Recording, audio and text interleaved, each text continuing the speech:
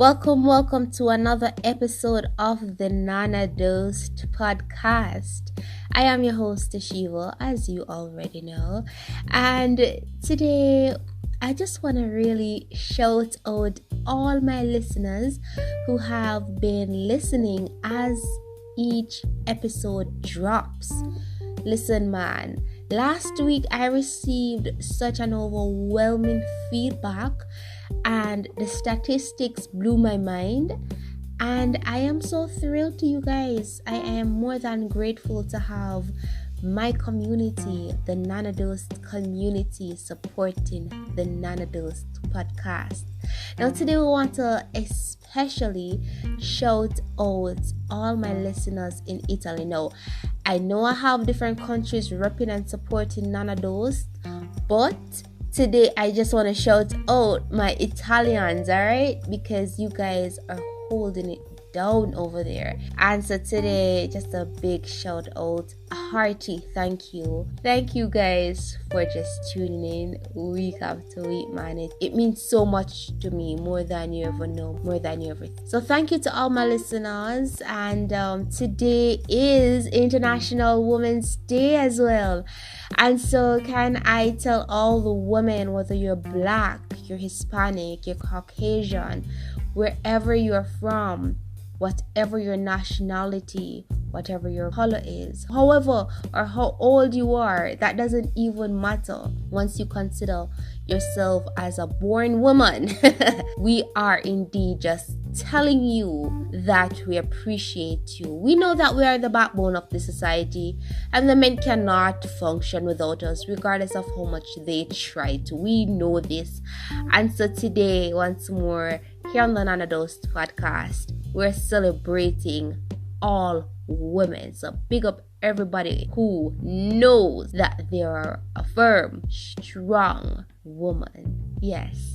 Also, guys, based on the feedback that I got last week, as I had mentioned before, I have decided to just keep on producing episodes on a Monday, and I have decided to call my Monday episode MayDay Mondays. So it's gonna be MayDay Mondays every single Monday, so look out for an episode every Monday when MayDay Monday drops. Alright, I want to tell you something about me. Now all my family members, all my close friends knows this about me. Vashina hates dogs.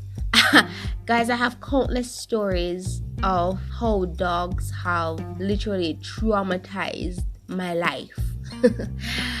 And so I remember this afternoon I was about 17 or 16 years old, and based on the distance of my home from school, it was about 10 to 15 minutes drive and say about a 30 minutes to 35 minutes walk, depending on how slow or fast I was walking. Now one morning I remember I was going to school. I was walking to school. Now, usually I don't walk. Usually my parents drop me to school or I take the public transportation or something. But this morning I felt like I wanted to walk. And I remember going through a neighborhood. It's an upper class neighborhood. And usually, as we know, the upper class neighborhoods, they love to have their upper class dogs. And so I remember when I was walking through, traversing, minding my own business, having assignments on my mind, or probably the boy that I liked at the time on my mind, going to school. I remember hearing footsteps behind me. And you guys, when I looked back, I saw some human-looking dogs. That's how tall they were. And I'm not talking about toddler tall. I'm talking about some 5 feet looking creatures. Alright? Tapping behind me, sounding like literal footsteps. Now, as a young person, a young girl, I was terrified. I was scared in my bones, and And I had to think about the best way of how I could escape the situation. Now, these dogs, they were walking and they were minding their own business. They weren't out to attack me or anything, but I just needed to get out of harm's way. And so I remember seeing this wonderful house to my left, and the gate was closed. Nonetheless, I opened the gate and I went onto their property, and I'm like, listen, I am not moving until somebody comes out of this house and help me escape from these dogs. And I remember calling for someone in the house, and a gentleman came out and he was like, hey, what are you doing out here? How can I help you? You know, he was really nice. He was really warm, and I was just thankful that he was receptive to hear my complaint. And he escorted me thereafter through the next gate. I went on my jolly way. Now, in the midst of that attack, that mental panic attack, I could have run, I could have peed myself. I'm telling you, I could have done so many things, but I held it together in the presence of the dogs. And that's my message today. Even though they're minding their own business and they weren't even realizing that I was walking, because I decided that I cannot express my fear. I can't show them my fear. I have to disguise it.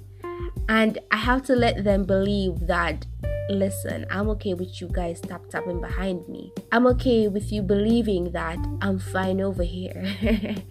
And in that moment, I hid my fear. And I became the victor. I became the victor because I escaped from their possible attacks. And today, that is your take-home message. Listen, sometimes life throws us some, boy, I may not even know what to call that. Is it problems? Because problems don't look so. These problems are so problematic that they don't even look like problems. We don't know what to call it. You understand me? And even so, sometimes we're sitting in places where we become fearful. We're set in situations where we are fearful. We have to, even if it's to hide the presence of our fearfulness, just to make the opposing party believe that it's okay on our side. And sometimes we have to hide our fearfulness, not because of our ego, but because we know that we don't want to look weak. We're strong. We don't want to be ridiculed because of our fear. We don't want our standards to be diminished because of our fear. So it is okay sometimes to hide that fear and to even pretend like everything is okay, even if it's just to get on the other side.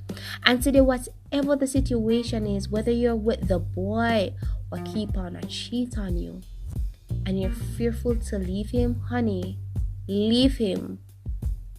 Even if you're fearful to, honey, leave him.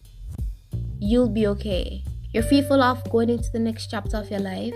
You don't want to leave the community that you grew up in, honey. It's okay. Move on. Life is progressing. Move out. Move on. Don't be fearful.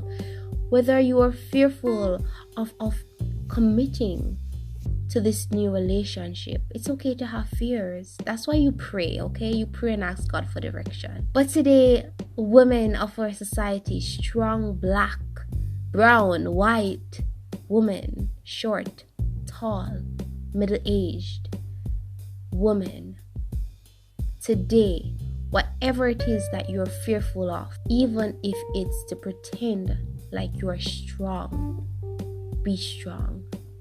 Show your opponents that you can do it.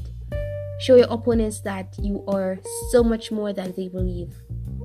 And just watch you become the victor.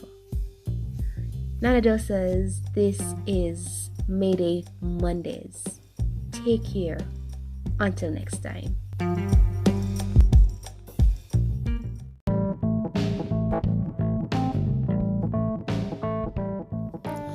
Welcome back to another episode of the Nana Dosed podcast.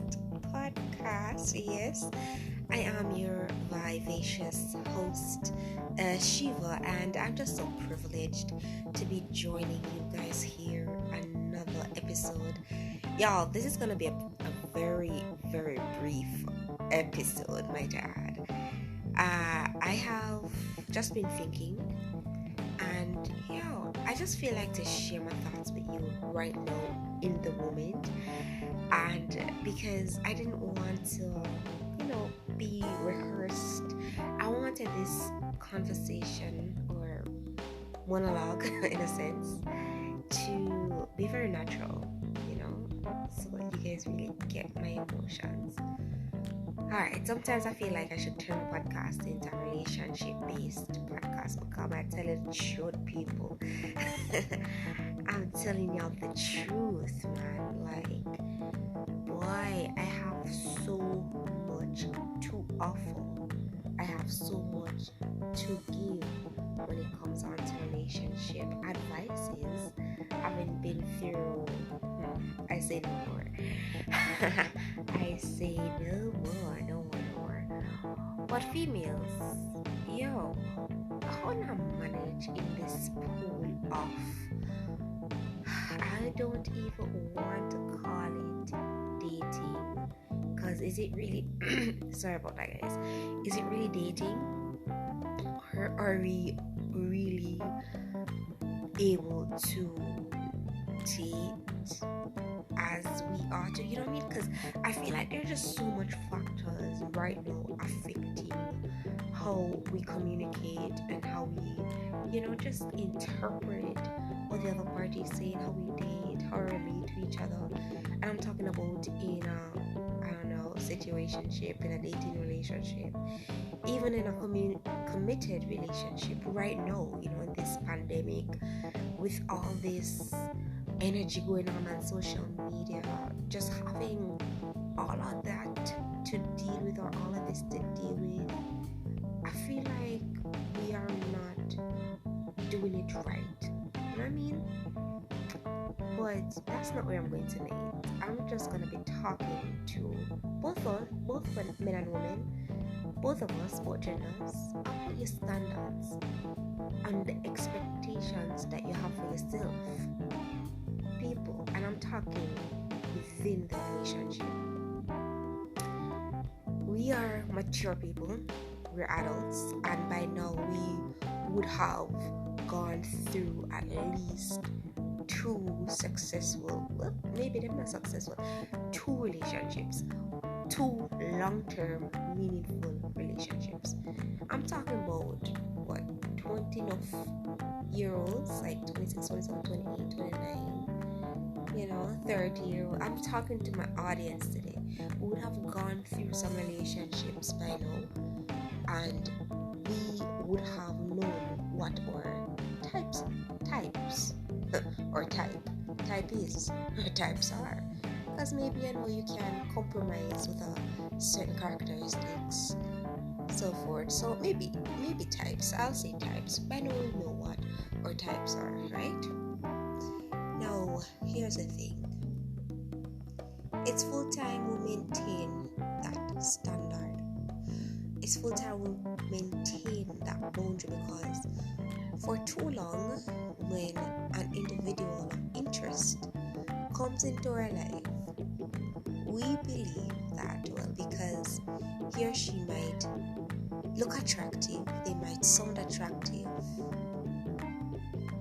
then because we're so eager to find our Mr. or Mrs. Right, we always immediately believe that, this is it, you know what I mean? Especially for us ladies, when a guy comes in and he finds us attractive, and we finally get that attention that we've been searching for. Ooh, we believe this is it. Only to be ignoring the red flags, only to find that he's not the one. But by the time we would have found out that he's not the one, guess what? Our barriers would have been crossed, our standards would have been broken, would have been lowered.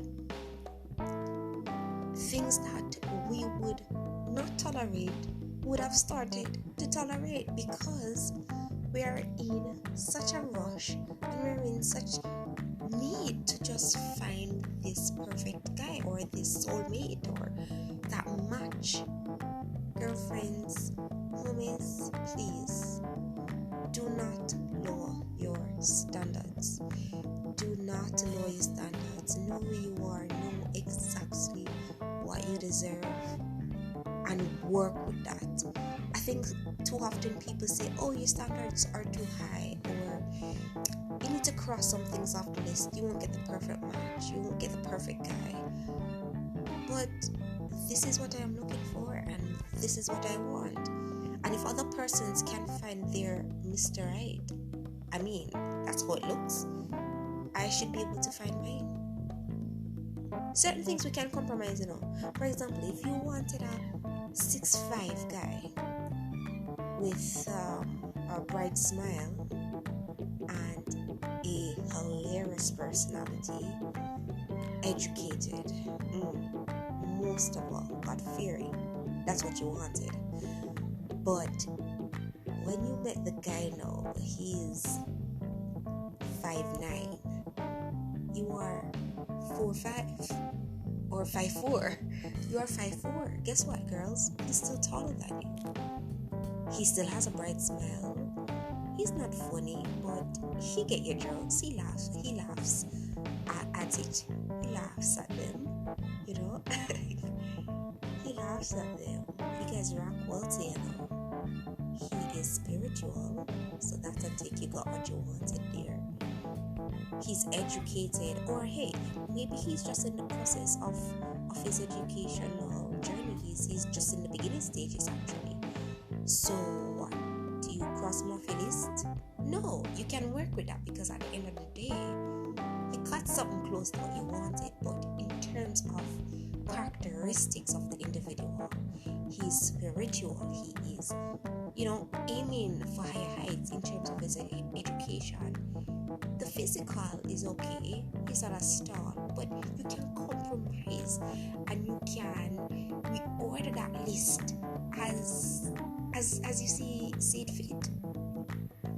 But in certain things, ladies and gentlemen, please do not compromise. Do not compromise.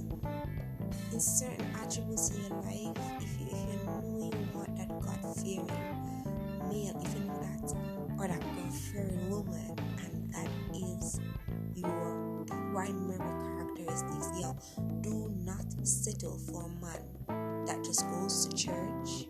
He may love Jesus, but that light that he should be shining, he ain't shining it.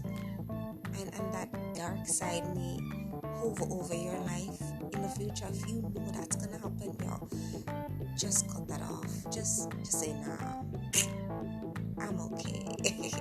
I'll move on to my next. I'll be fine, So guys, that's all I wanted to tell you, man. Just do not settle. Don't settle because we're eager to find in love, or because we are eager to find or match. We see all these couples around, relationship goals. We see our peers getting married and having kids and just settling down. Take a breath sometimes. Focus on yourself. Go through your list. Write it down. Pray over it, most importantly. Ask God to lead your steps to your match. And then when you find him, may you never settle. Well, you would have found him, so you wouldn't be settling, right? But may your standards never be low. That just sounds so grammatically incorrect right here.